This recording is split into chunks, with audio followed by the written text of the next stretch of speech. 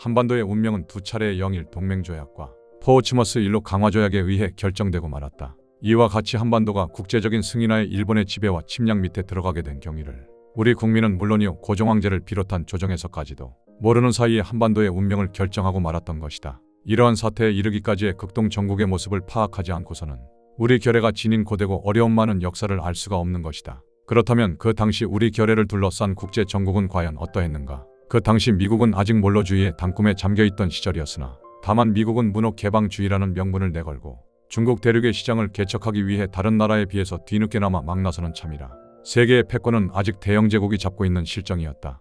따라서 극동정세 역시 영국의 정책에 좌지우지되는 것이 또한 숨길 수 없는 사실이었다. 그러나 이러한 영국의 세력에 도전하고 나서는 것이 바로 노서아였고 이 노서아는 중앙아시아와 극동에서 영국의 이익을 위협하였던 오직 하나의 강한 나라였다.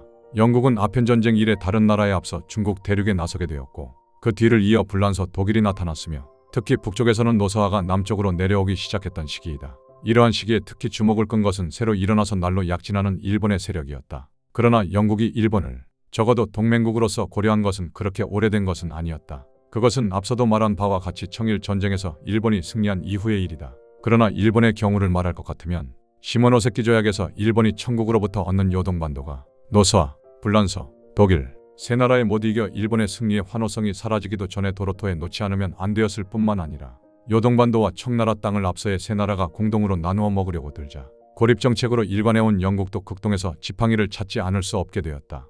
노서아, 불란서, 독일 세 나라의 단결은 극동의 정세를 뒤바꿔 놓을 우려가 있었음은 물론이요 중국 대륙에서의 영국의 이익이 침해될 가능성이 짙었던 것이다. 비록 단독으로는 세 나라의 압력에 못 이겨 피 흘려 얻은 땅을 내놓지 않을 수 없었던 일본이긴 하나 그러나 이미 청일전쟁으로 그 실력이 드러난 일본은 영국이 강하고도 다시 없는 동맹자가 되기에 충분하였던 것이다. 더욱이 노서아, 불란서, 독일 세 나라에 대한 공동방위의 입장에서나 같은 이해관계로 보아서는 영국, 일본 두 나라가 동맹을 맺게 된다는 것은 자연스러운 일이었다.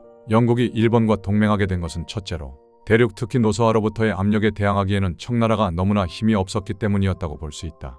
더욱이 노서아, 불란서, 독일 세 나라가 뭉치는 데 놀란 영국이 일본을 끌어들이기 위해서는 일본에 대해서 그만한 대가를 지불하지 않을 수 없던 것이다. 바로 이러한 경우에는 국제 정치 사회의 흔한 예로 강한 나라들은 다른 약한 나라의 희생으로 동맹을 얻거나 전쟁을 피하려 하는 것은 예나 지금이나 다름이 없는 상투적인 수단이었던 것이다. 바로 그 당시에도 영국은 한반도의 희생으로서 일본을 얻어 노서아가 남쪽으로 내려오는 것을 막으려 하였던 것이다. 이러한 영국과 일본 두 나라의 이해가 일치하는 점에서 이루어진 영일 동맹은 앞서 말한 바와 같이 한반도를 희생으로 하여 제1차 동맹조약에서는 양쪽 당사국은 청나라와 한국의 독립을 서로 인정하고 이 두 나라에서 어떠한 제3국의 침략적 세력을 인정하지 않기로 한다. 그러나 영국의 청나라에 대한 특수 이익에 일본이 가지는 청나라에 대한 이익을 감안하여 일본은 한국에 있어서 특별한 정도로 통상 및 산업상의 이익에 못지않게 정치적인 이익 관계를 가지고 있음을 인정하고 따라서 청나라나 한국에 있어서 혼란이 일어날 때는 이들 이익을 보증하기 위하여 필요한 조치를 취하는 것을 서로 승인한다 라고 규정하였던 것이다. 이 규정에서 보는 바와 같이 한국의 독립을 승인한다고는 하면서도 한편으로는 한국에 대하여 일본을 간섭할 수 있도록 조건을 만들어 놓고 있다고 볼 수 있다.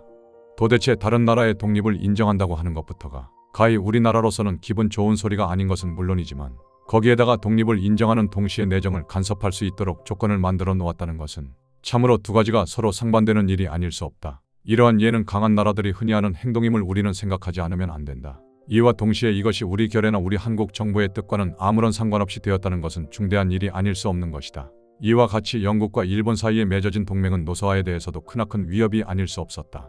따라서 노서아는 마치 몇 년 전에 노서아, 불란서, 독일의 세 나라가 한데 뭉쳐서 일본이 얻은 요동 반도를 빼앗고 만주의 노서아의 세력을 뻗친 때와 같이 이번에도 또다시 이 대륙의 세 나라가 공동으로 나서서 해양국인 영국과 일본에 대항하려 하였던 것이다. 그러나 독일은 여기서 빠지고 노서아와 불란서만이 영일 동맹에 항의하는 공동성명서를 발표하였던 것이다.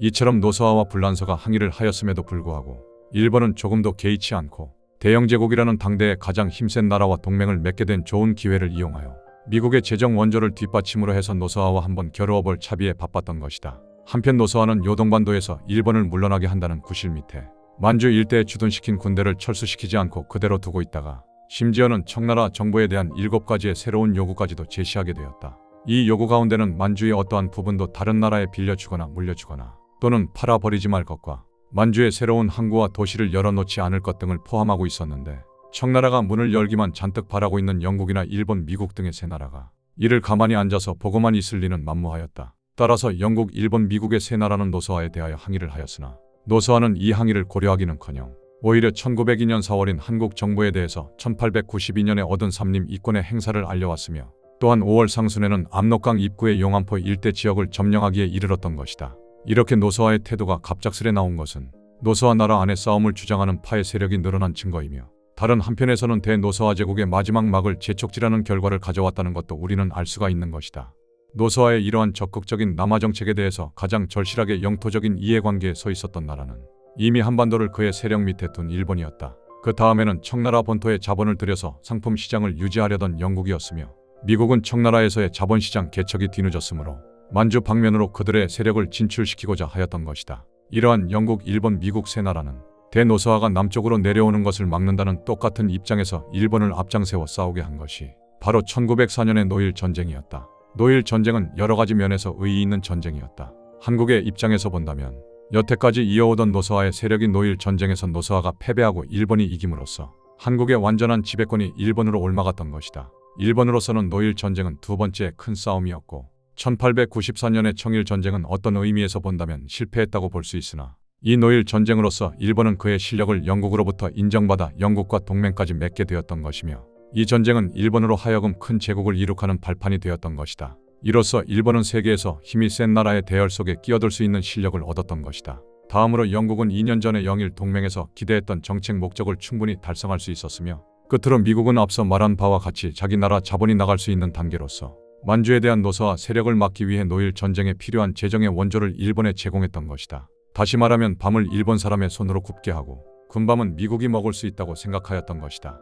미국의 루스벨트 대통령은 일본이 미국을 위해서 미국 돈으로 만주에서 싸우고 있다고 생각했었다. 이러한 정치적인 뒷면이 있는 노일 전쟁은 루스벨트 대통령의 위협적인 중개로서 포츠머스 강화 조약으로 끝냈는데 이보다 앞서 영국은 싸움에 이긴 일본과의 관계를 좀 더 밀접하게 하려고 했던 것이다. 다시 말하면 일본이 영국과 동맹한 덕분으로 싸움에 이겼으니 노서화가 반드시 보복을 하려 할 것이므로 영국이 1차 동맹 때 요구하였다가 일본의 반대로 좌절되었던 동맹 효력 발생 지역권을 영국은 자기 나라의 생명선인 인도에까지 넓히게 하였다.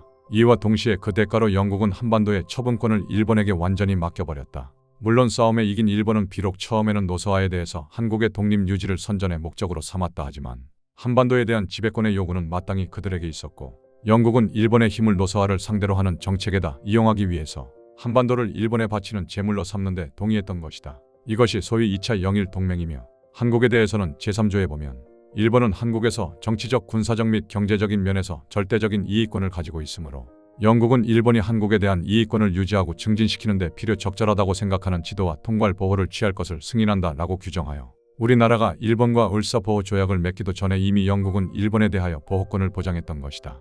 물론 노일 전쟁 중에 한국은 일본과 동맹하여 일본이 싸움에서 이기도록 막대한 희생도 달게 받았으나 약한 동맹국에 대한 보수란 보호권을 마련하는 것으로 밖에 나타나지 않아 후세에 우리에게 많은 교훈을 주고 있는 것이다.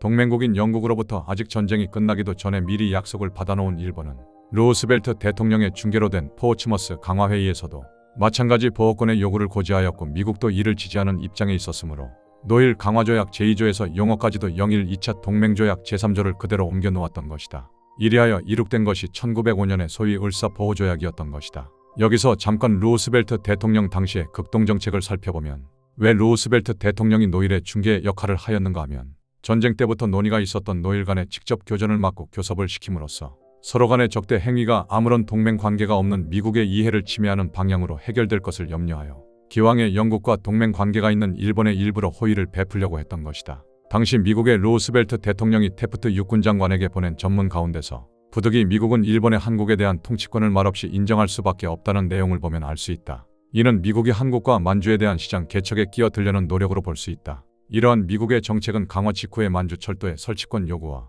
1909년의 녹스 미 국무장관의 만주 철도 중립화 안에서 볼 수 있다. 그러나 이 만주 문제 때문에 일본과 미국은 대립하기 시작하여 드디어는 2차 대전에까지 이르렀던 것이다. 일본은 야욕적인 행동으로 한국을 짓밟고 나서 그것마저 만족하지 못하고 더 넓은 땅덩어리에 그들의 무서운 침략의 마술을 뻗쳤던 것이다. 이러한 일본의 야욕적 행동은 미국과 영국을 비롯한 세력이 강한 여러 나라의 규탄을 받고 드디어는 2차 대전이라는 비극을 자아내고 패전에 쓴 잔을 마시지 않을 수 없게 된 것은 역사적인 진리를 말하여 주고 있는 것이다.